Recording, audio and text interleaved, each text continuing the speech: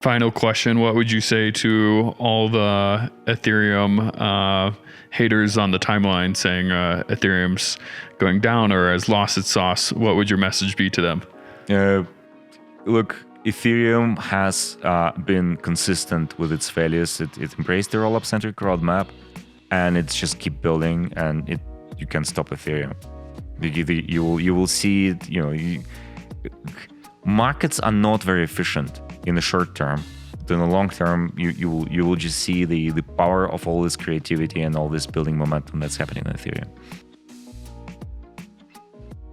Alex, thank you so much. Really appreciate you putting on an amazing event here in Utah. Really appreciate all the awesome things that happened here. But looking forward to diving into what you guys are doing at ZkSync and all the interesting things that ZK, I would say, will eventually provide. So thank you. Thank you for coming, and really looking forward to this conversation. Amazing.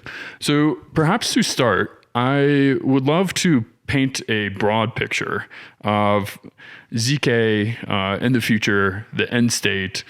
Where do you see ZK ultimately ending up in terms of blockchain technology?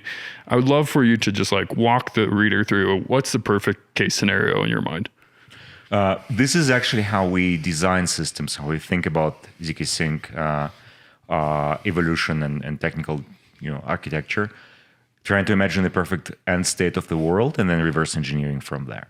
So what brought me into this space was this idea of the sovereign internet of value, that blockchains are the next step of the evolution of the internet that democratized the access to information, and now blockchains are democratizing access to value, which means everything that touches value will have to be on chain, as open and as seamlessly connected as the internet is for all media of information.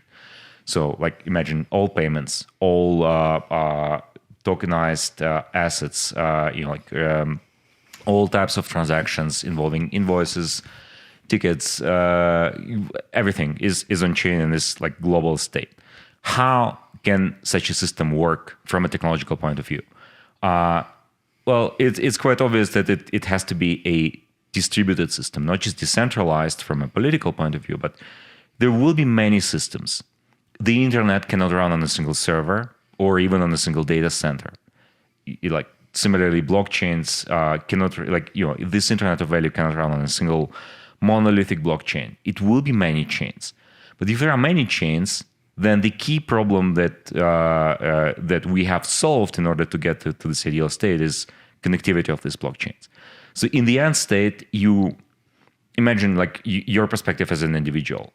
You have an app that is your portal to this world of blockchains that holds your account or multiple accounts. You have some state there. You can go and interact with any blockchain application, no matter where it is in the global world.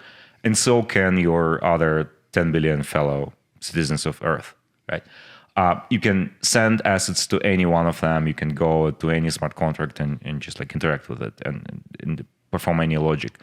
And all of that is verifiable, trustless, open, and permissionless, and censorship resistant. So you don't have to ask anyone for permission. You just connect. You do whatever you want. Anyone with a piece of hardware can join this network. So this is the perfect end state. And in addition to that, it's privacy preserving, meaning you have full control over the flow of data that touches your accounts, your data, anything that requires your interactions. So how can we reflect that, and what's the place of ZK in this perfect world? I think we're coming very close to the end game design that can make this possible, which was not possible before ZK, and that is just a world of many chains with their own specific properties, with their own control of the data flow, their own users, but that are all interconnected. Just like what makes internet seamlessly connected is the SSL, TLS encryption protocols that encode provide like encryption and authenticity of any point-to-point interaction. You have your mobile app, you connect to your bank. You don't care who is in between. What routers, gateways, servers, internet providers, you don't have to trust them. You only delegate them connectivity to the ultimate destination, but you trust your ultimate destination because you have the certificates.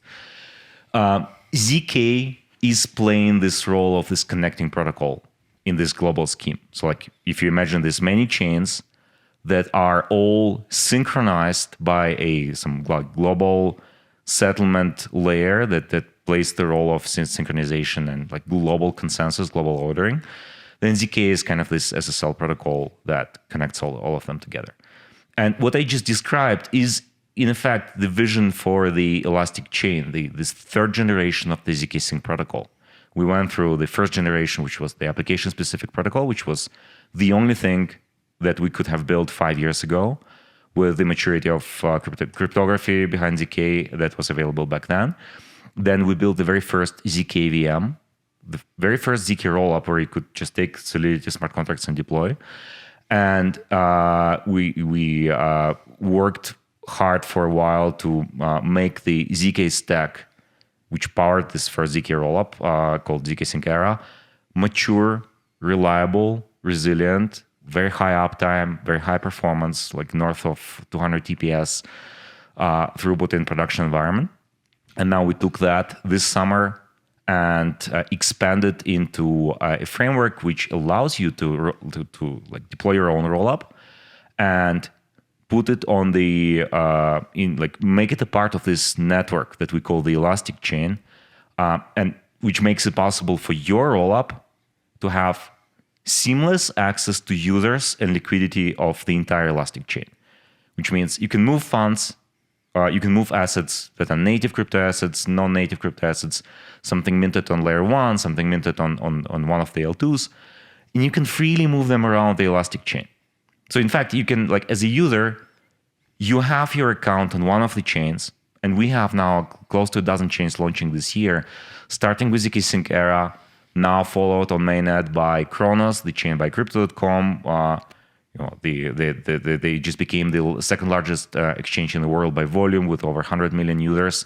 They're going to push all of these 100 million users on chain, which is going to be part of the elastic chain. And then these users will be able to just go to any other application which is deployed on Kronos, ZkSync Era, or on any of other chains and interact with it directly. And ZK enables this because it gives you the verifiability of everything that happens on any of these chains. So you can imagine it as a recursive tree where each chain produces the proofs of validity of their own state transition. Like basically everything that happens on the chain is secured by ZK. Is like we provide a proof that mathematically guarantees that all the code of the system contracts of the chain, of the user deployed, like our application smart contracts that are deployed there, have been correctly executed. Then you take this proof and you recursively combine, you keep recursively compressing them together until you get one single proof, which you then put on Ethereum, which will serve as the global consensus layer. And then eventually we will be able to generate the proof of Ethereum itself. And you will have a mobile app. Basically, every client of Ethereum and will be the full verifying node of the entire state of Ethereum from Genesis and the entire state of all chains on the ZkSync Elastic chain, which is really, really powerful. So you basically will be able to verify the state of all world transactions in just under 1 second. Yeah, it's a very cool future. I think since the, I would say, early days of Ethereum, or I would say more broadly, like the history of kind of blockchain, we've experimented with different scaling solutions. And I would say today there's, in my mind, kind of like two main scaling potential roadmaps that people are experimenting. And I'd love to get your thoughts around it. One is the vision that you articulated. Also, I think Vitalik shares this vision of like the recursive proofs. You do a proof and then you combine other proofs, create another proof, and then you post that on Ethereum. I think the other kind of challenging point of view that is starting to emerge in the market is more around like the high throughput blockchains, the Solana, Sui, Aptos, say, Monad of the worlds.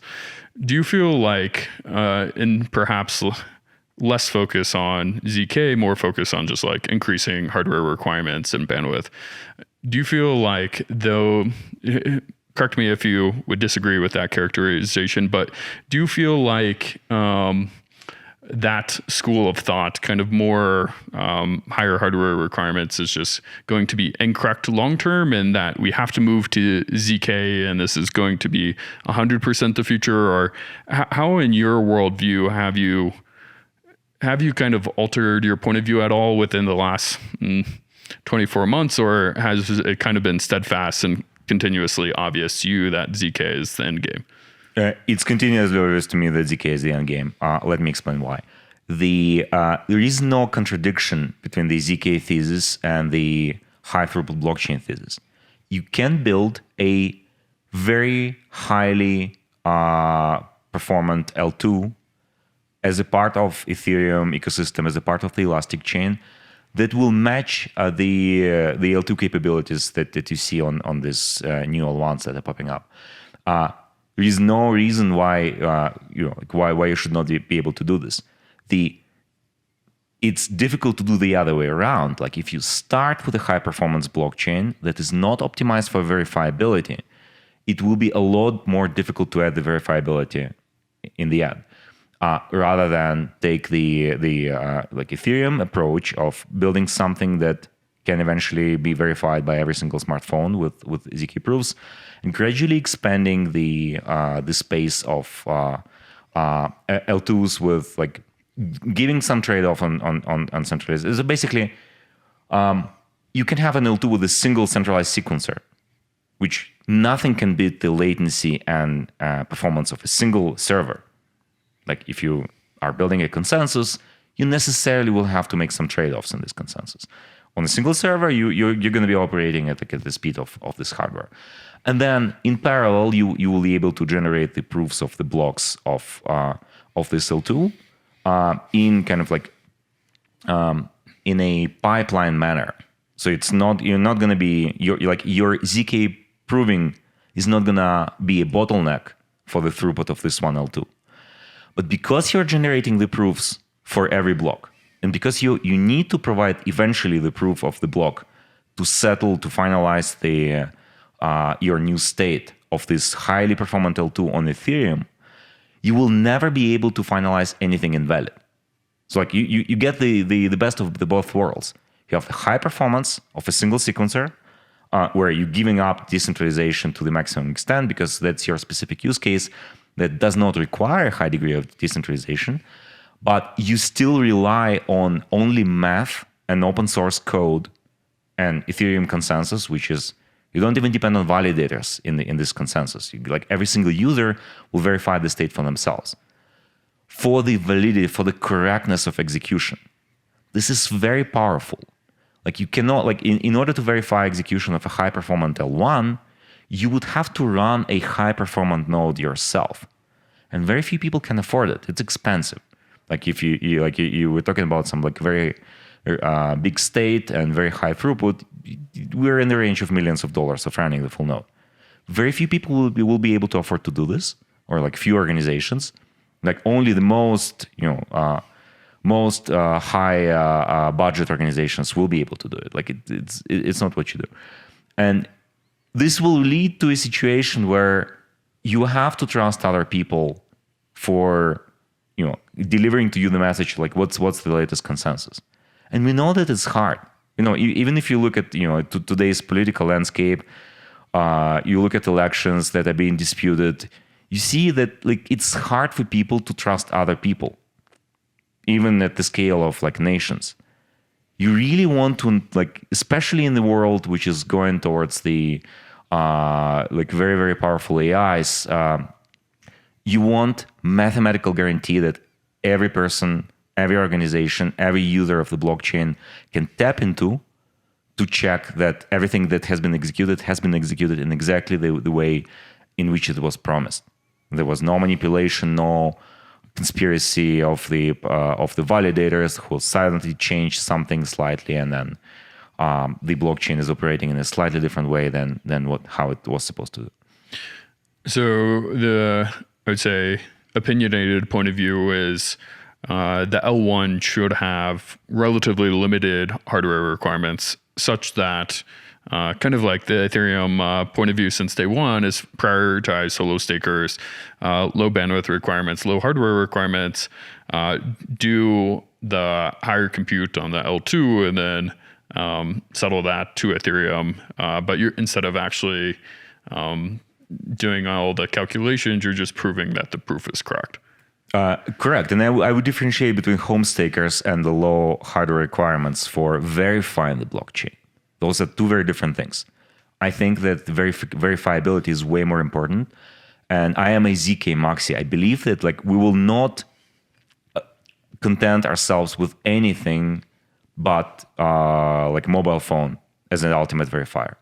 Like, this is possible, and we'll get there, and this is possible for Ethereum, and Ethereum will be turning every single smartphone in the world potentially in a light node that verifies the full execution, not just consensus, not just the headers. It's not a light client that trusts the validators, home stakers, whoever. You literally verify every single transaction from Genesis, or from some checkpoint, but you know that this checkpoint is valid because you pre-checked it, right? And you do it like every second, or like every block in under 1 second, like with very lightweight hardware requirements. Now, the home staking debate is somewhat on the side, and I think it's still important.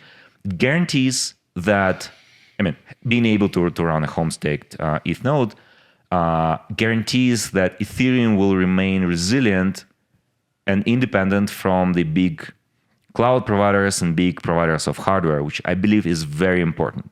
We want Ethereum to be, to inherit the Cypher Punk values of Bitcoin. And it's not just for the ideological sake. It's like really to make Ethereum a stronghold, which is unattackable, which is like no one can even think about any way to stop it. It must be a humanity-wide, unstoppable world computer that everyone can count on.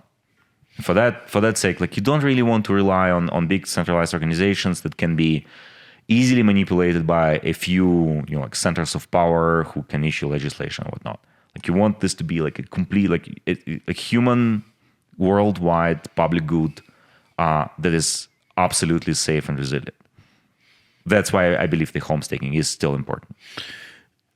Is there a potential world where ZkSync is also applied to other blockchains outside of Ethereum, or is it specifically we align with the values of Ethereum because of, to your point, trying to be almost indestructible?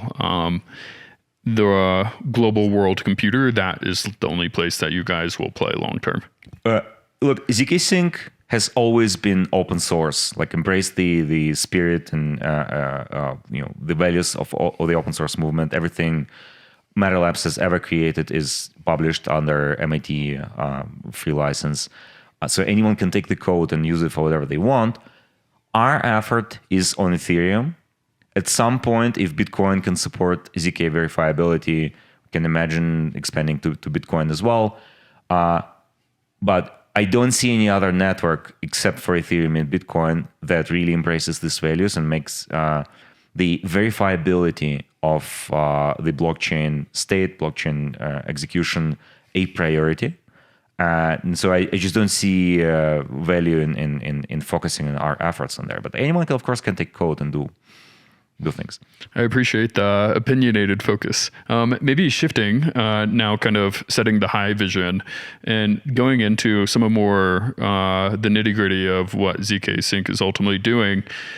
I would love to talk about kind of, you painted that broad vision of the world is you're doing recursive proofs. You just verified that that proof is correct. You can continue to kind of do a proof of proof. What do we need, or what does ZkSync need to build or has built to ultimately enable that future? We have a recursive proof composition already. We have the ZK stack. Like the next things on the roadmap are interoperability and support of the type 1 full EVM equivalence, so that developers can deploy any code. So basically, I think the general trend is going into multi-VM environments.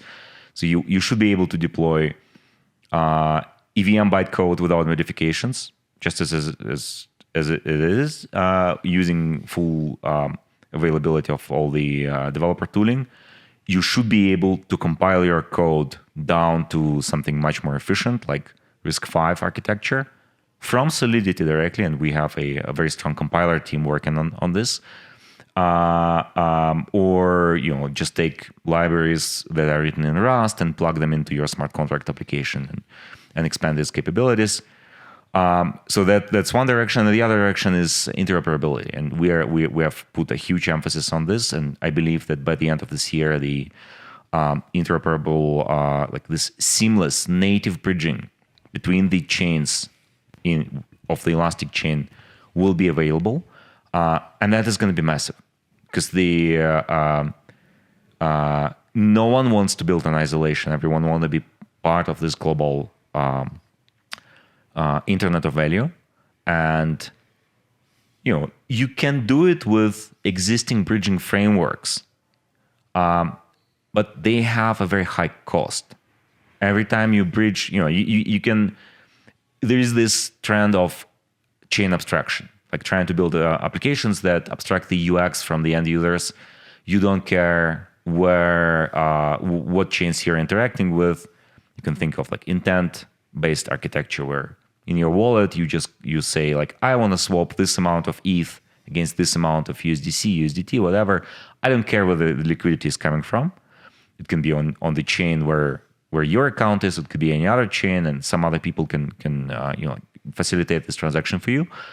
But they have the cost. Like if they want to grab liquidity from some other place, and if this place is not natively connected with a native bridge to your home chain, then they will have to pay the bridging costs, which is going in the in the range of 1, 6, 10 basis points on every single transaction. And if you have to do it like multiple times back and forth, you quickly run into some like higher percentages. Like it's very capital inefficient compared to native bridging. Ethereum rollups have native bridging through layer 1, but here you have a different problem. The layer 1 transactions are expensive. Like if you have to bridge from one ZK rollup to layer 1, and then from layer 1 to another ZK rollup, you have to make like a couple of very, very expensive transactions, and that will work for the capital providers that move high amounts of capital, although with a significant latency, because for optimistic rollups it's 7 days, for ZK rollups it's dozens of minutes today, but you cannot expect the same for the end users. So for the end users will still rely on these inefficient bridges.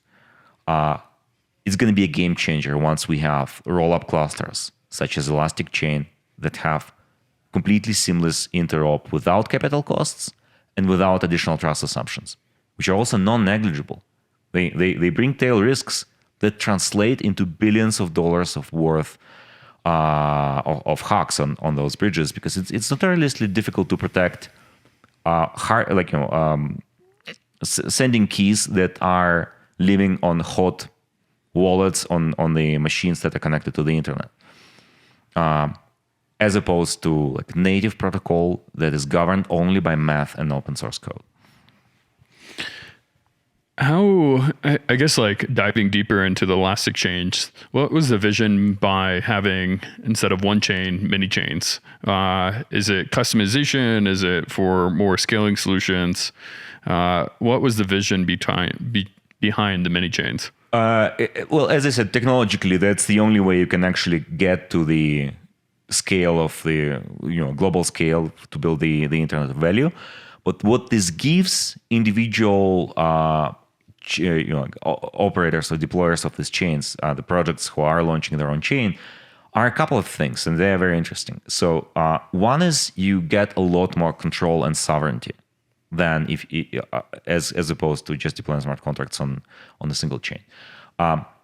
You can control the privacy of the chain. You can have a private validium, which is very interesting for banks and financial institutions, and we are in a lot of conversations with them for this, while still being interoperable and connectable to both the public blockchains, to Ethereum itself, and also to other private validiums.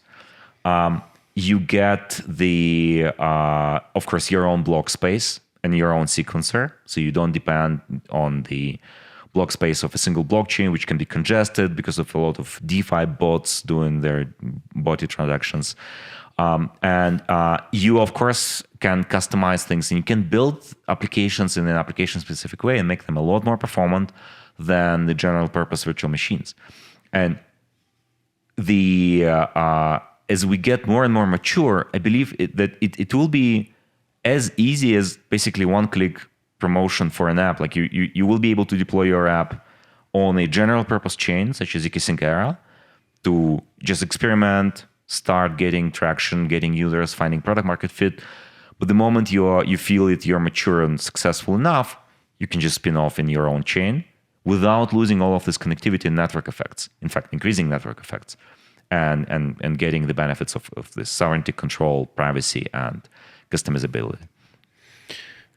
And is the kind of core assumption there that the reason why some of perhaps the high throughput chains aren't ultimately going to be able to do this is because they're limited by bandwidth or limited by compute? Every single chain that is monolithic is going to be limited ultimately. Like you cannot run all of the world's value transactions on a single chain.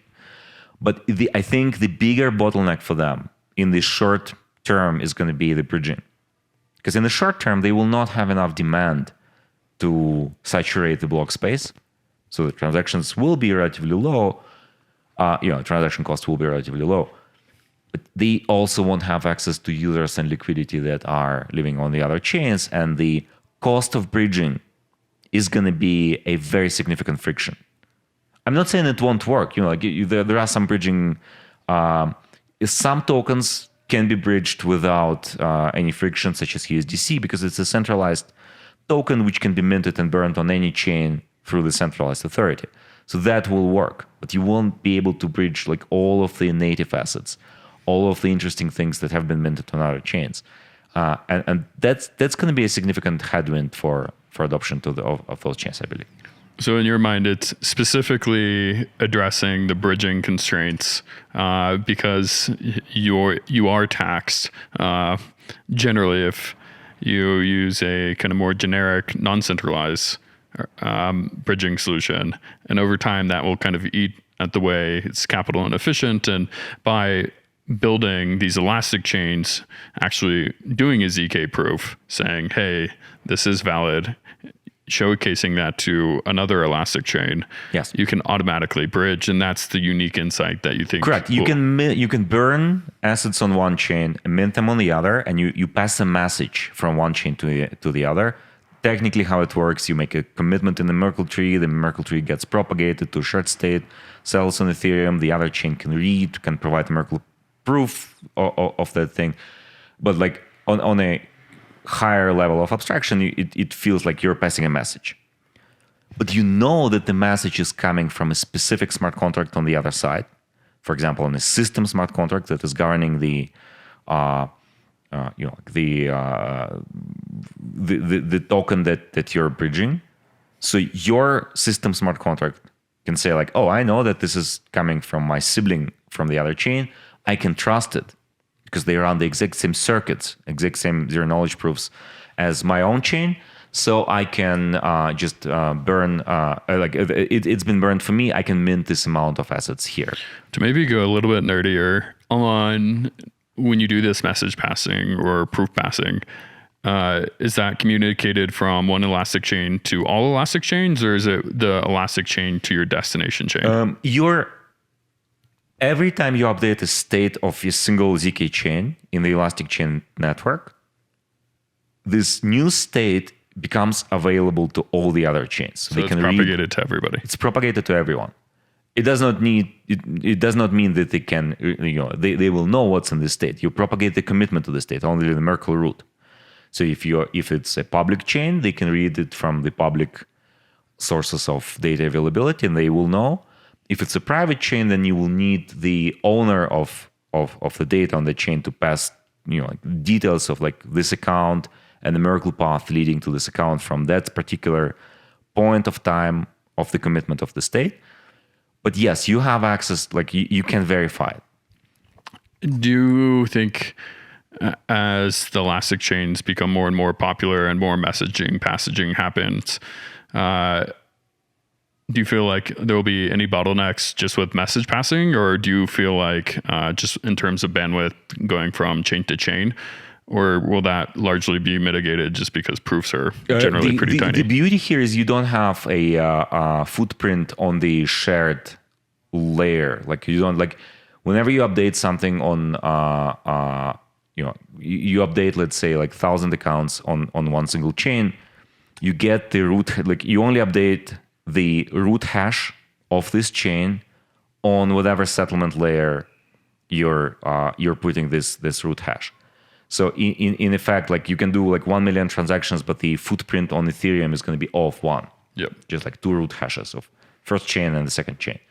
All of these transactions happen directly between the chains, and the message passing happens externally, sort of by relayers or by validators of both chains that talk directly to each other. They don't have to talk to Ethereum and pass every single message through Ethereum. They only pass a single commitment. Correct. And I guess that was my question with the relayers in between the chains. How do you see the message passing happen over time? Do you think bandwidth will generally increase as you do more and more message passing from chain to chain? It will work just like the internet. On the internet you can add many more networks and they talk to each other, and it only affects the global bandwidth of the fiber cable through oceans, but you are not affecting any other networks that are not involved in this direct exchange between the 2 points. Gotcha. Interesting. Very cool. So I guess today you've been building out these Elastic chains. People are now starting to experiment them. Maybe wrapping it back to the product point of view, what have you seen people start to use this? You mentioned that you've been talking with different banks and other entities. Who are the users today of Elastic chains? Yeah, we see 3 big trends here. One is the rise of the consumer chains, such as Abstract, Sophon, Lens, Zerion, Treasure DAO, consumer and gaming chains. I would say we have a couple of really interesting gaming chains launching on the Elastic chain. They all take benefit of the user-centric or UX-centric architecture of the ZK stack in general. So not only of the network effects of the Elastic chain, but just the way how ZK stack was built around the also thinking about the end game of user experience, which should be very low barrier for mainstream audience. The thesis of these chains is the next generation of and the next wave of the crypto adoption will come from non-crypto native users, from people who are not going to deal with seed phrases and gas and all these complexities of how you install your wallets. You will have a simple wallet that feels like a neobank, where you just get maybe stable coins from your friends or from someone, and you don't even have to pay fees at all. You just interact with protocols and you do whatever you want. It's zero fees. Fees are either subsidized by the chain or by the applications, or kind of embedded into the cost of what you're doing. If you're doing a swap, There's maybe some percentage of on the fees of the swap, and which will then cover the gas costs, right? And you have social recovery, you have biometric authentication, like with Face ID, Touch ID, keys stored directly in the secure enclave on your phone, which never leave the phone. You don't ever have to export the seed phrase and make it subject to hacks. Like if you add a new device, you just add a new key to your smart wallet, which is living, like, is being taken from the public key of that new device. This is what we see there. So this is one trend with consumer chains. The other clear trend is financial institutions, banks, real world assets. Those use cases are heavily focused on this self-sovereignty, like the full control that the chains can have, because you can imagine the financial institutions don't want to give up control. They want to preserve their systems, but they want to make them a lot more efficient for managing liquidity between the subsidiaries of a single bank, for settling transactions between different banks. They also use these UX properties, like they're going to be building applications for their managers that are a lot easier to use than the crypto native, the classical crypto wallets. But they also are very interested in the privacy aspect. And we see a lot of interest for private validiums from this kind of customers. And for maybe the layman people that are coming up to with all the terminology, could you explain what validiums are? Validium is a chain, a ZK chain that is basically behaving in every aspect like a ZK rollup. So every block, you produce a zero knowledge proof of validity of that block. You can only finalize this block on the settling layer where if the proof is validated. The only difference to a ZK rollup is that you don't publish the data necessary to reconstruct the state of the new block to Ethereum, to like whatever layer 1 you're building on, but instead you publish it to some private data availability layer.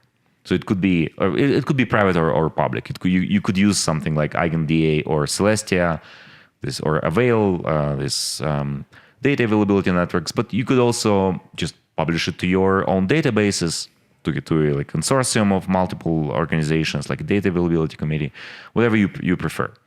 And that gives you the ability to not disclose the state of the chain to everyone, while fully relying on Ethereum and Ethereum. All Ethereum nodes to verify the state and kind of enforce security of every single transaction, every single smart contract interaction, every single signature on your chain. So the only difference is like where you publish data availability. Data availability on Ethereum is somewhat expensive. It got a lot cheaper with EAP 4844 with blobs, but it cannot, if everyone was to build a ZK rollup and publish all of the data on Ethereum, the price will go up again because the cumulative bandwidth of all of Ethereum blobs is still limited. I don't remember what exactly is, like several dozens megabytes per second or something like this. How do you view, I guess, people experimenting with validiums versus kind of generally posting data to Ethereum over the long term? Do you see one kind of, do you think they're complementary? Do you feel like they're competitive? How do you view that? I think they're complementary. I personally believe that we need to see more ZK rollups, because ZK rollup is the only scaling architecture that gives you the full 100% security guarantees from it. Like, you inherit all security properties of Ethereum. There is no way to destroy the rollup. Like, not only manipulate the state transition, like execute invalid transaction, but if built properly, there is no way for the validator of this chain to censor users and stop them from exiting to layer 1.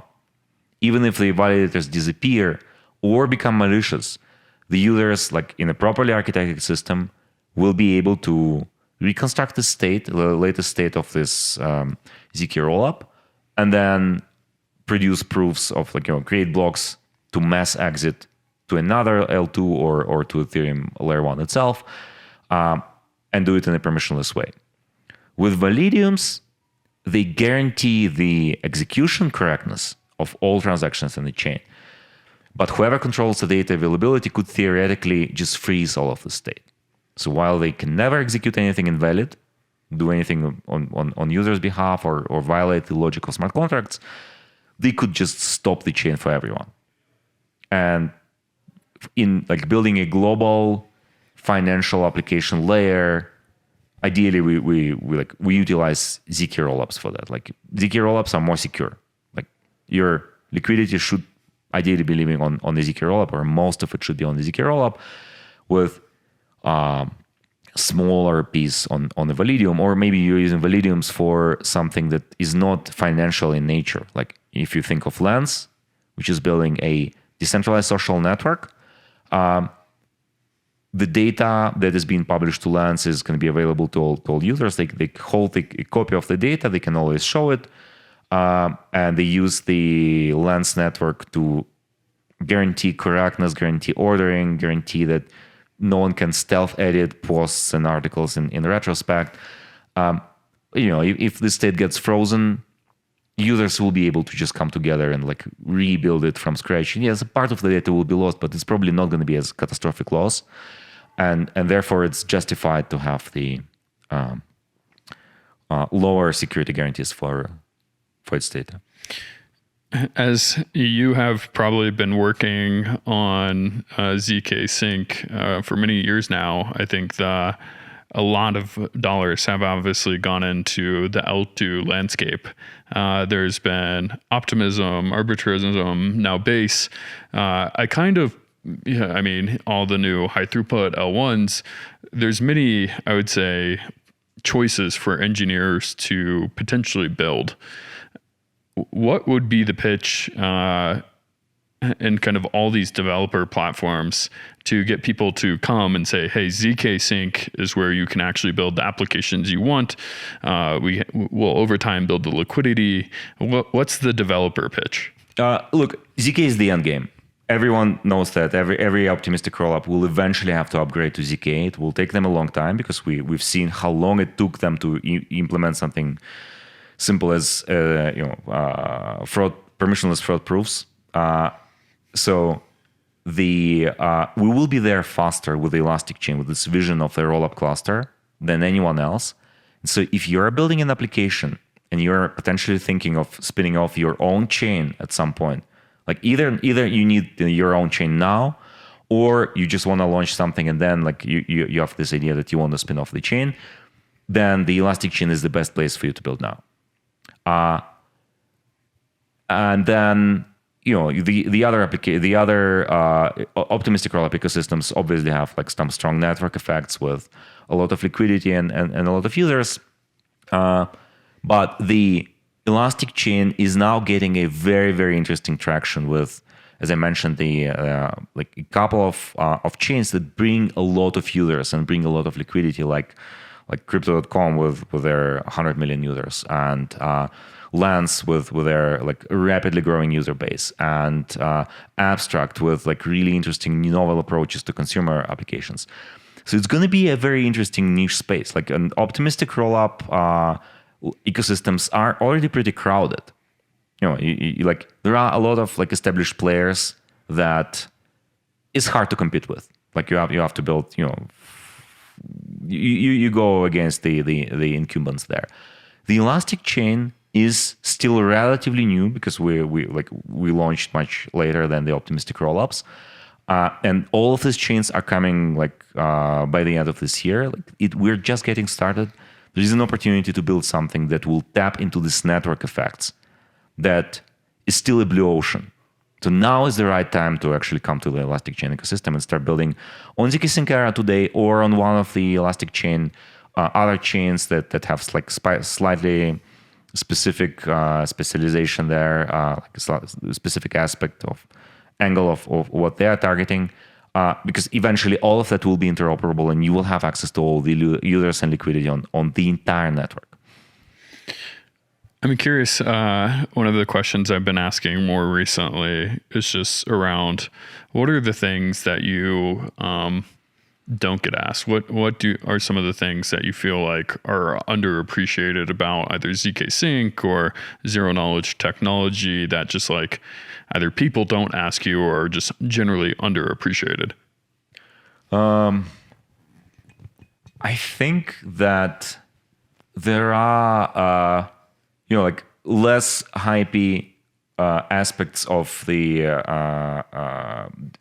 technology that are very, very important, but you kind of take them for granted, but you should not, such as reliability of software.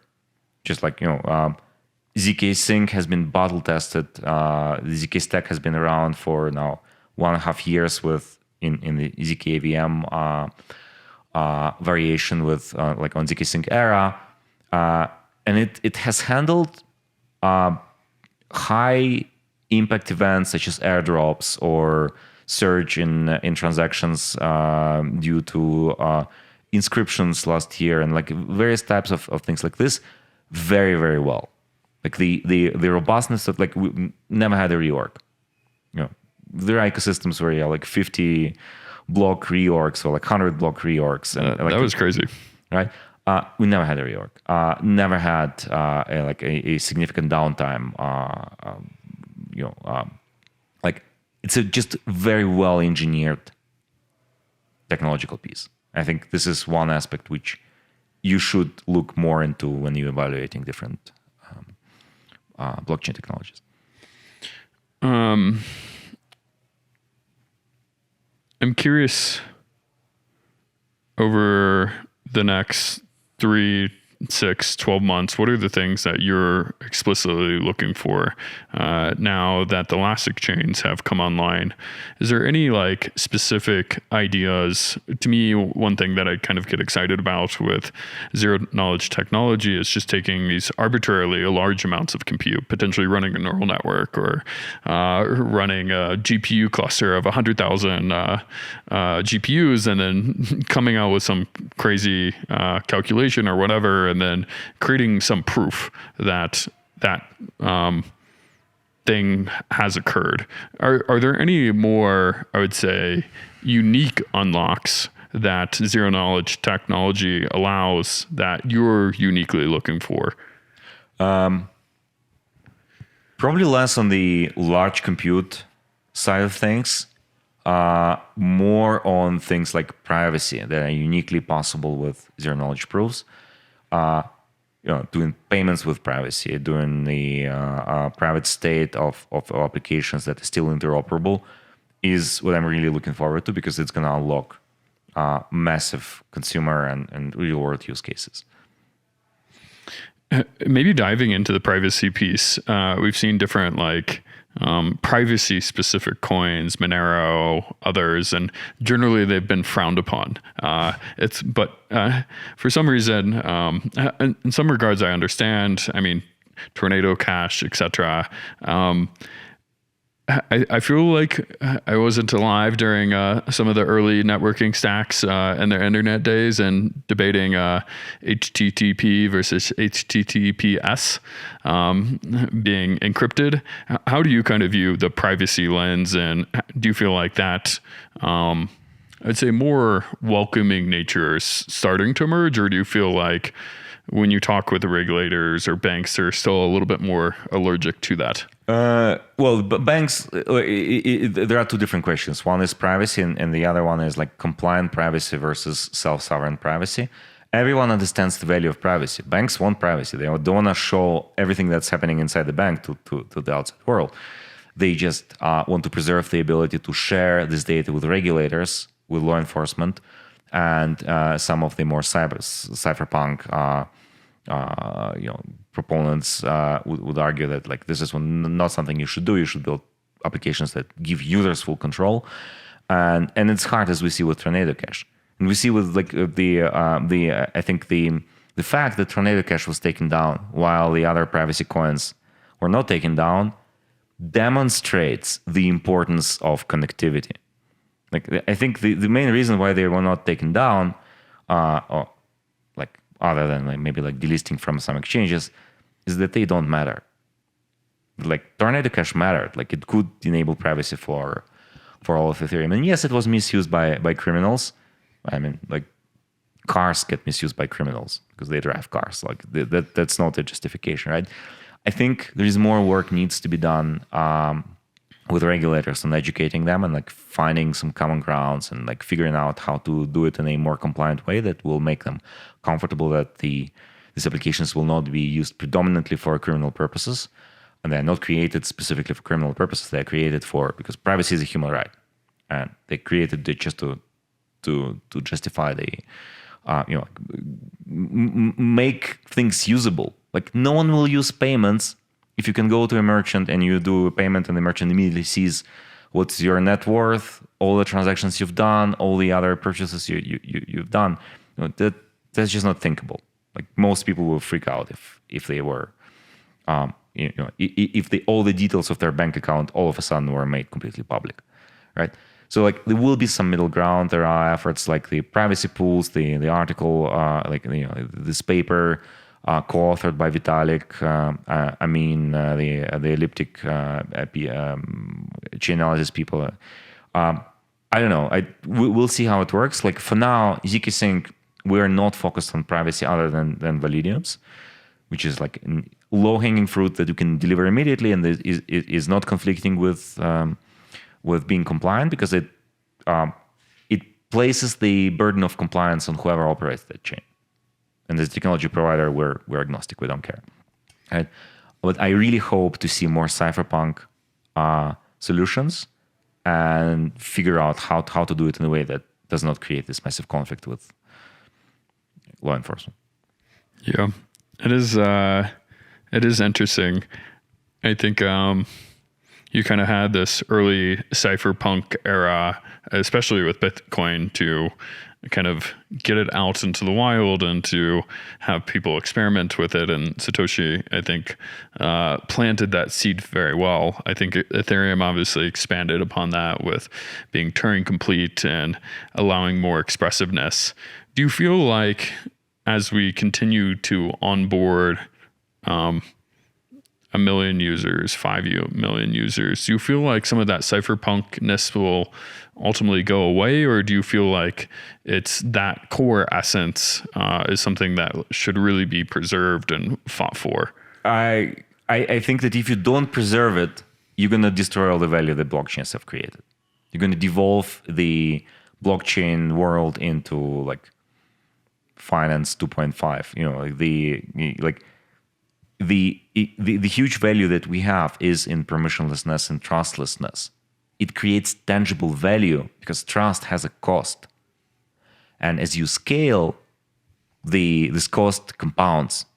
If you just imagine the world where you don't have HTTPS. And instead of going to connecting point to point from your mobile app to your bank, you have to trust all of the servers that are on the path to your bank. The ISP provider of this place where we are now today, or like the next tower, or like mobile cell tower, then the next gateway, then the router, then the operators of the link that takes you to the place where the bank data center is connected. Then you have to trust the data center operators and so on. You might trust one. You might say like, okay, I trust my internet provider, which is already not a great thing, but like, okay. But like, can you trust everyone in between? You don't even know who is in between. So this cost is becoming very, very high. The way people historically have solved this as civilization is by converging on a small number of trusted authorities and institutions that would extract a very high cost for this trustworthiness. Like they would charge very, very high fees for being these trusted intermediaries. And a huge boost of blockchains and boost of efficiency that is coming from blockchains, that you can remove them. It does not mean that you can remove everyone. You always will have some trust elements, some interfaces. I mean, you run your mobile wallet, which can verify everything that's happening on blockchain, but you still have to trust the issuers of this wallet, right? Or it could be an open source wallet, but you still have to trust that someone has reviewed the open source code and doesn't contain a backdoor. and the code was implemented correctly, cryptography was implemented correctly, and so on. And you still have to trust the issuers of centralized stable coins and securities and whatnot. But blockchains enable us to reduce the trust assumptions. And that's a huge value. Do you feel like you can still have the reduced trust assumptions, but not have the cypherpunkness? Or do you feel like those are intertwined? Those are intertwined. It's like a good example is it was recently in the news that there were backdoors that were mandated to be put in the consumer software so that like secret services can survey the citizens, and then like China took advantage of this and like infiltrated them, and they were spying on Americans. Which will be hopefully a big awakening. Like you really need like cypherpunk values, because if you don't have them, they're gonna benefit your enemies much more than like some benevolent local law enforcement. So like it's a spectrum, but you want to be further on this spectrum rather than shorter. You want to have less trust assumptions, more efficiency, more directness, and more control, more power to the citizens, to the individuals who are participating in these networks, rather than some organizations, authorities, and so on. As we're perhaps wrapping up, is there anything that we haven't touched upon that you want to explicitly call out, either with ZkSync or call to action with the community, Ethereum or otherwise, on why Elastic Chains, why ZkSync, or any topics around ZK? I think we covered most of it. I think the momentum is really going very strong right now with Elastic Chains. Like people are going to be surprised how fast the snowball compounds there with these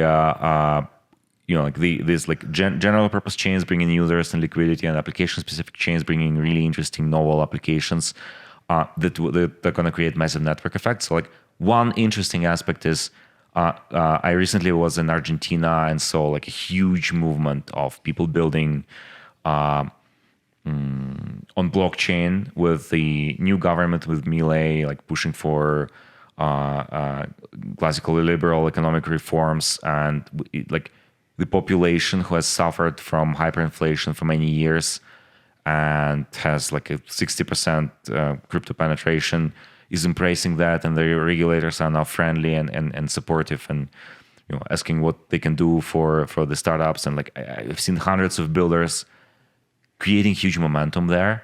I think we'll see more and more of techno-optimistic countries creating this splash with these network effects. And the more use cases, the more users come on chain, the more important will be to have this like elastic scalability, not scalability limited by a certain throughput of a single chain, but really like you can add as many chains, as many users, as many applications as you want, and it can continue growing, because ZK doesn't care. ZK can verify 1,000 transactions, 1 million transactions, 1 billion transactions per second recursively in parallel, compressing the proofs down into a single proof, getting to the ZK singularity.